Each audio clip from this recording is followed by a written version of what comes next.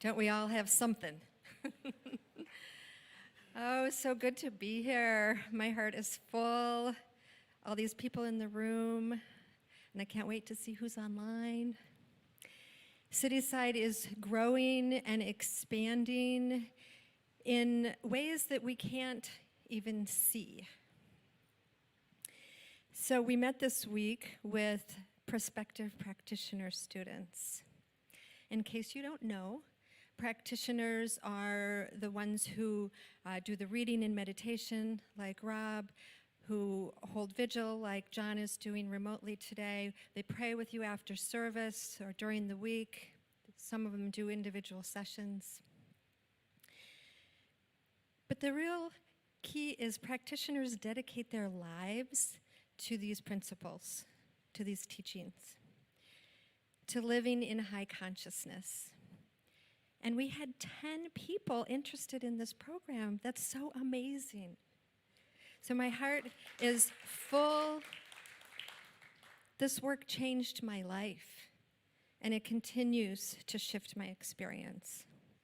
In the practitioner program, you take a deep dive into how things got to be the way they are, really looking at ourselves, looking at our limiting beliefs, and clearing limiting beliefs and behaviors to become intentional creators of our experience. And then we learn to support others to do the same. What it really amounts to is that a practitioner is always pointing you back to God, pointing you back to spirit, back to love, to the wholeness and perfection that is the truth of your being. Our job is to remind you that no matter what is going on, no matter what you bring in front of us, there is nothing to be healed, only spirit revealed. And what does that mean? When we lift ourselves in high consciousness, we transcend the human experience.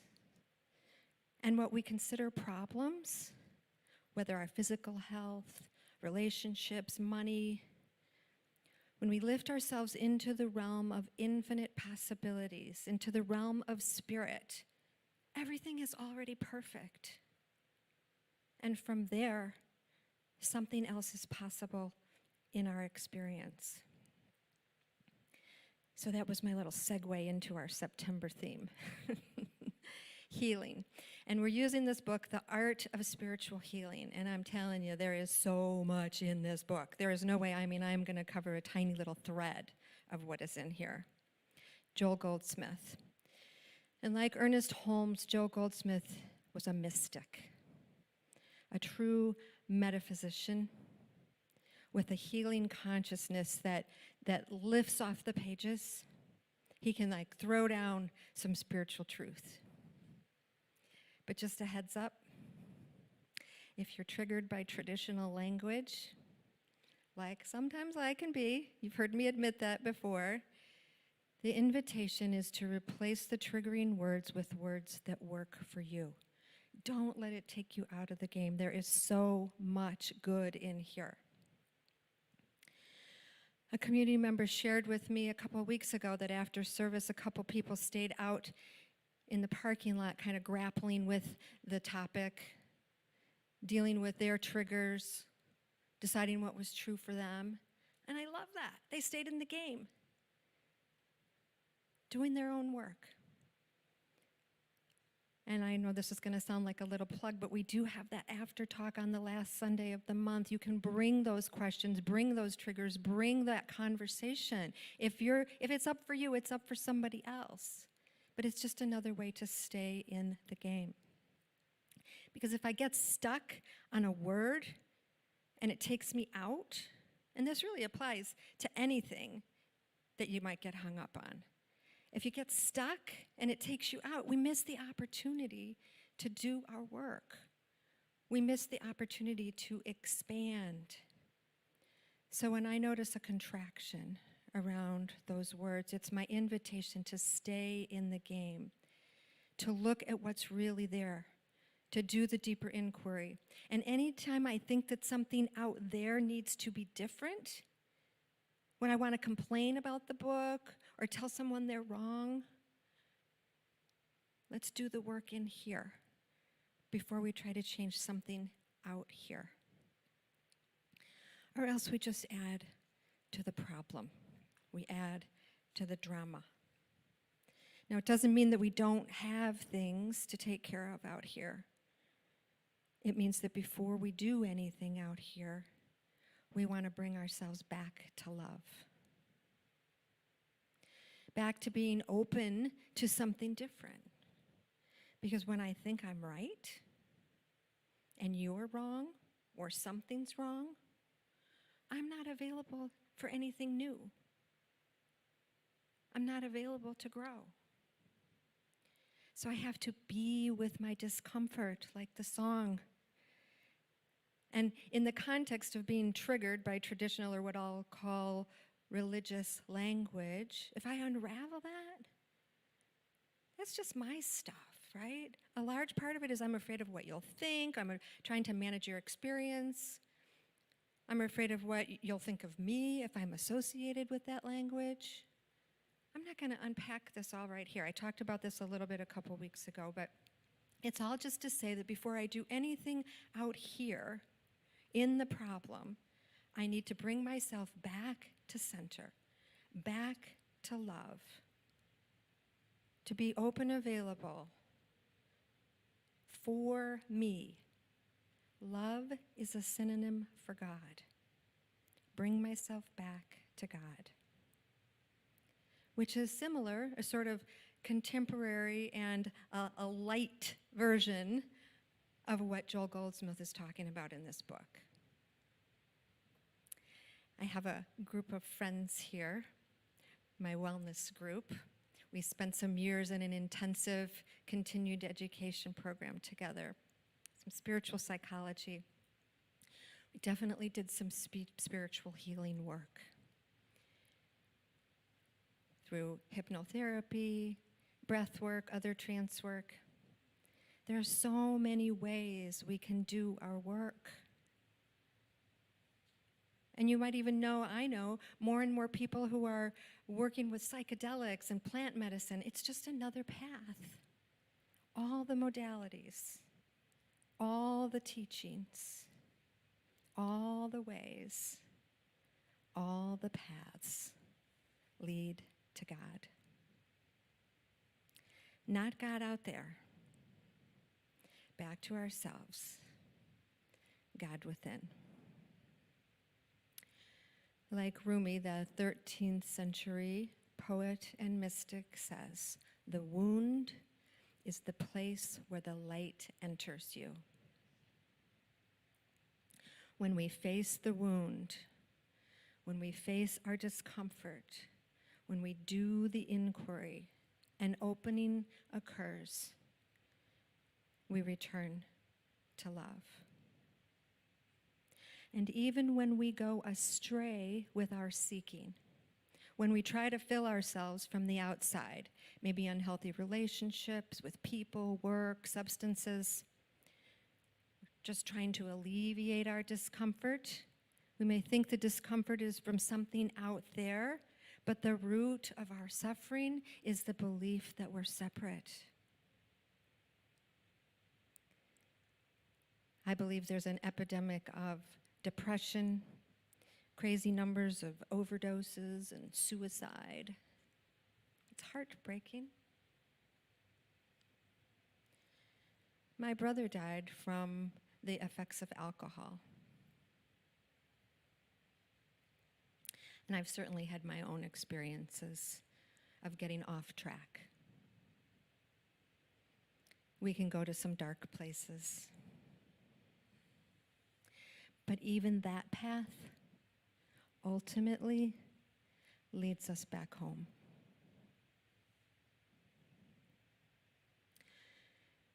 So the thought of having 10 more people interested in doing this work, becoming practitioners, supporting people to remember that there's a part of you that can never be hurt or harmed, The world needs more practitioners now more than ever. We can all practice. We can all be practitioners. But that commitment to say, yes, this is how I'm going to live my life, I thank you for your commitment. Now, Goldsmith says, insofar as one individual can show forth a measure of health, harmony, inner peace, joy, satisfaction, and abundance, sufficient unto their needs, in that degree is that person the light of the world. The work of the individual impacts the collective. So while you do this work for yourself, you do it for all of us. And the crux of what Joel Goldsmith tells us, and what Ernest Holmes says quite simply, there is nothing to be healed, only God revealed. Nothing to be healed, only spirit, love, truth revealed. And all those different words for God, all those paths, all those modalities, all point at the same thing. No matter what you call it, and no matter what path you take to get there, there's only one thing happening. It's all God. Each of us is finding our way back, remembering the truth. We are individualized expressions of the one. And from this place, from this consciousness, I don't need to unravel my triggers. I don't have any triggers. I already know the truth of my being. From this place, I am one with the wholeness and perfection of God, no matter what is going on out here. One with life, one with love. And when I'm fully present to this truth, there is nothing to be healed. So Goldsmith starts off by describing what spiritual healing is. Now, mind you, the book is from 1959.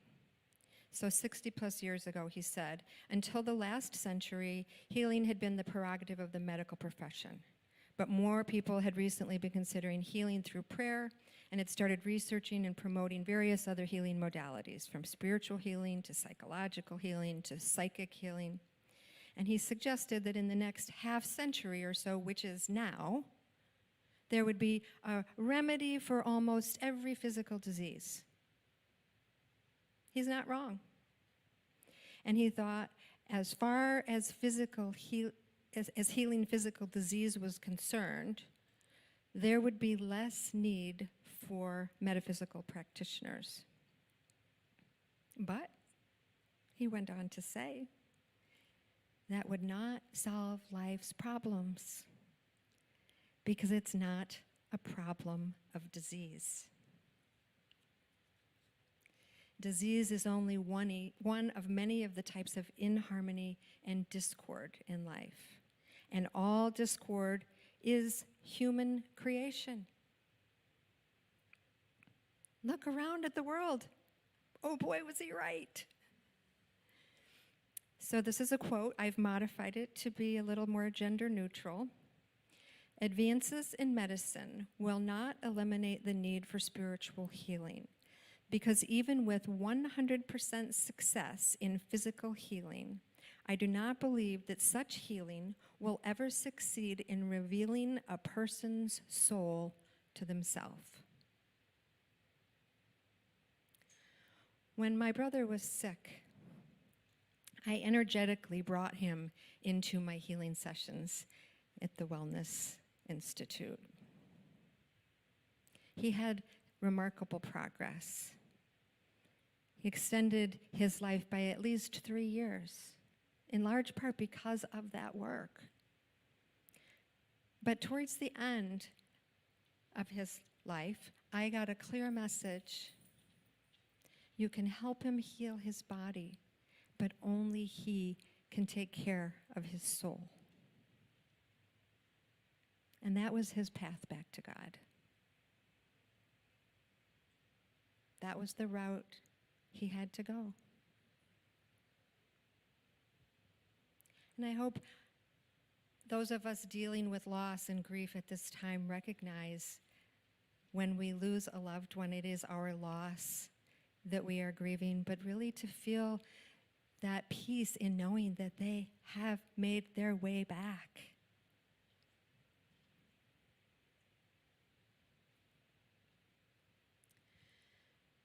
So now I'm paraphrasing. Even if you were relieved of every physical or mental ailment, even if your finances, relationships, if everything in your life was to your satisfaction, there might still be unrest and discontent. So no matter how much happiness you might find with friends, family, loved ones, you could go to bed at night and feel alone. Because there is a something, he says with a capital S, a something within each of us that longs to go home. In our wellness group, we call that divine homesickness. The longing to feel our union with the divine. And I shared a couple of weeks ago in my talk on fear that there's a little part of me that still resists making God my primary relationship. That's just me outing myself. I promise I'm still working on it. But what a twist that is, to have an innate longing for union with the divine, for calming that divine homesickness, yet having a part that's resisting that relationship. It's sort of a push-pull experience. The opportunity is there to do my work on this resistance and surrender into the union with the divine. Is there anybody else here who has any resistance to their relationship with God? All right. I was thinking I wasn't the only one because it's the second time in a month that I've had the nudge to share that idea. One of the powerful things about affirmative prayer, we recognize we are one with God. We commune with the divine.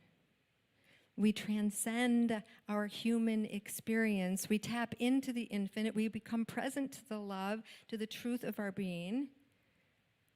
And from there, from that place of love, from that place of remembering our union with the divine, because it's never really not there, we just forget.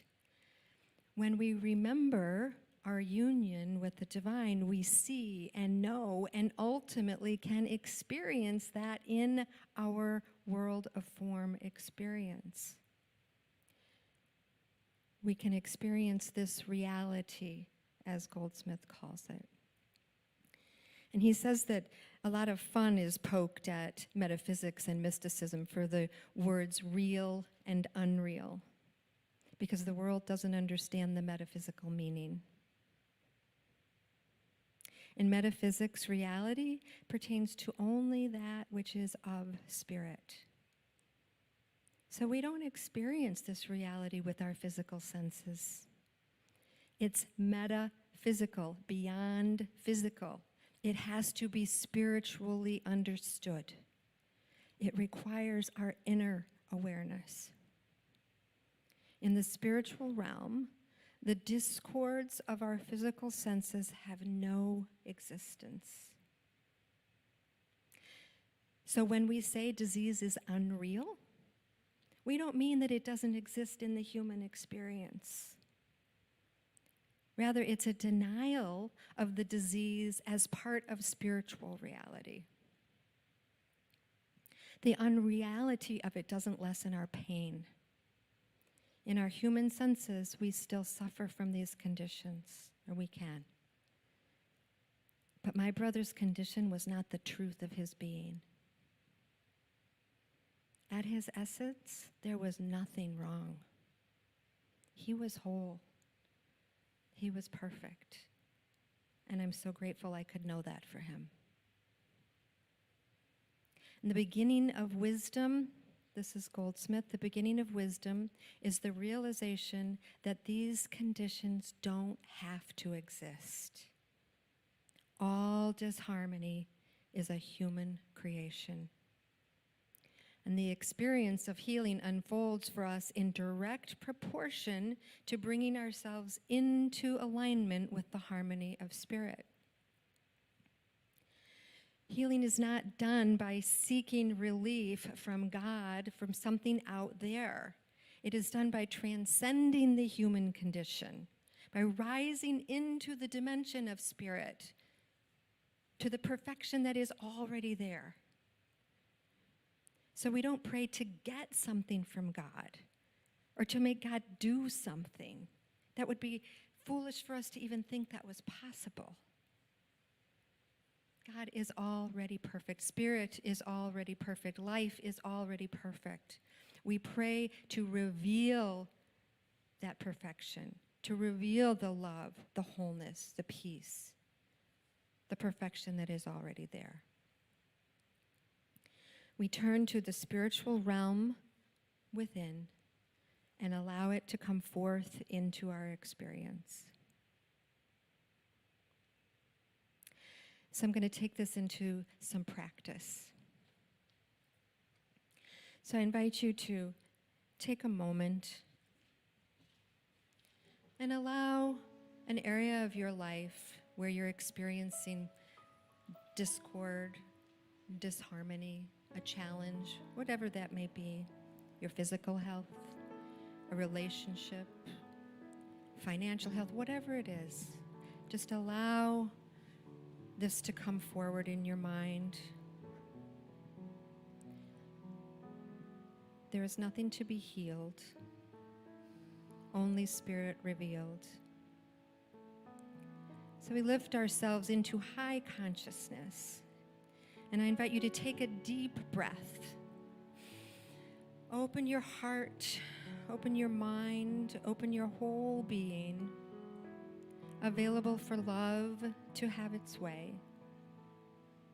Cultivating that connection, that communion with the divine, with love.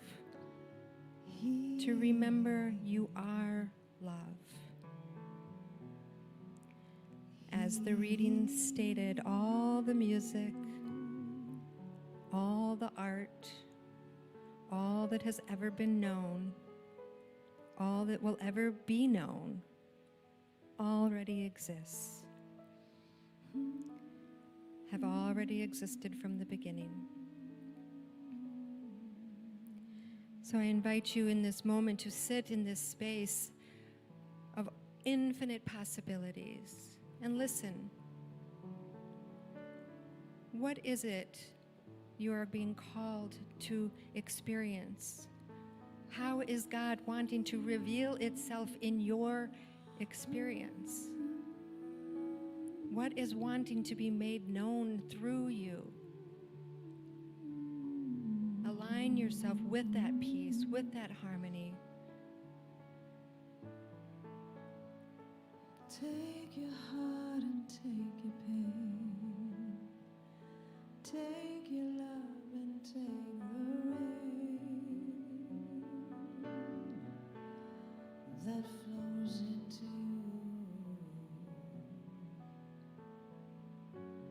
Take this love and take the truth.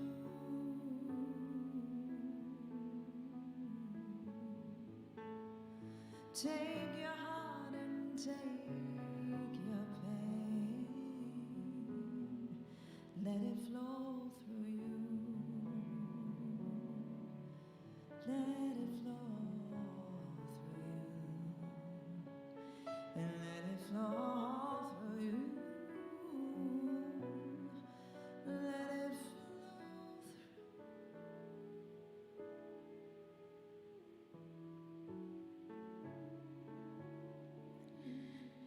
Within that spiritual realm, the realm within, everything is possible.